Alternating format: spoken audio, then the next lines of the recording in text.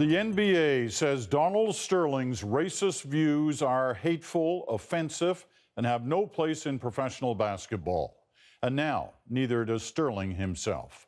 The owner of the LA Clippers has been banned for life. No practices, no games, no association with his team whatsoever. And if the league has its way, he won't have a team at all. The CBC's Paul Hunter has been following today's developments. Paul. Hey, Peter. Well, the NBA promised swift action on this, and today it delivered. Barely 3 days into its investigation, and this afternoon the NBA came down on one of its own. Hard. Effective immediately, I am banning Mr. Sterling for life from any association with the Clippers organization or the NBA. I am also fining Mr. Sterling $2.5 million, the maximum amount allowed under the NBA Constitution. Under fire for racist comments made public over the weekend, billionaire Donald Sterling will now also likely be forced to sell his team. The league needs 3/4 of its team owners to do that. I fully expect to get the support I need.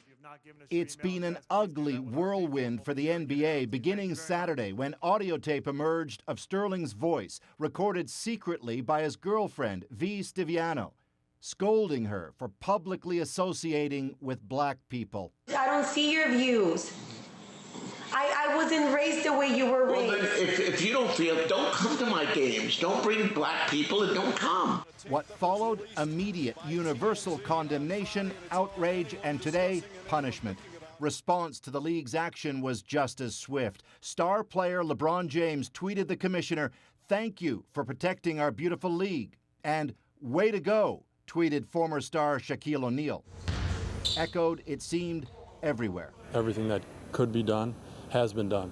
And I think that's what we as players wanted to take place. I'm thrilled that with the outcome.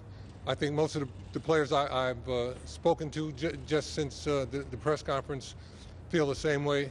Here's BC-born Steve Nash. Let's hope this is an opportunity for all of us as players, former players, as a league, as a community, to help educate and help take one step further to eradicating racism in our communities.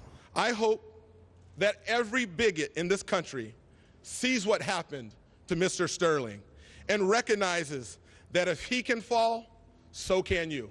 Can we talk to you for just a quick second? Can we talk to you? The woman on the recordings has not talked publicly about any of it. She's in a legal battle with Sterling's estranged wife. And Sterling himself has made no public comment either, including on whether he plans to challenge the league's actions. He did, however, speak with the NBA.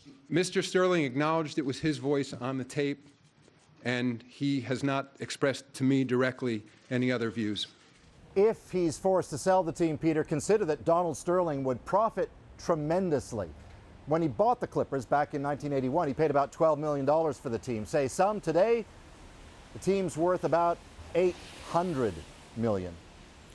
You know, Paul, this story is obviously about a lot more than basketball. It's about race in America. Yeah, well, you know, you can't overstate the degree to which this country still struggles on that issue, Peter.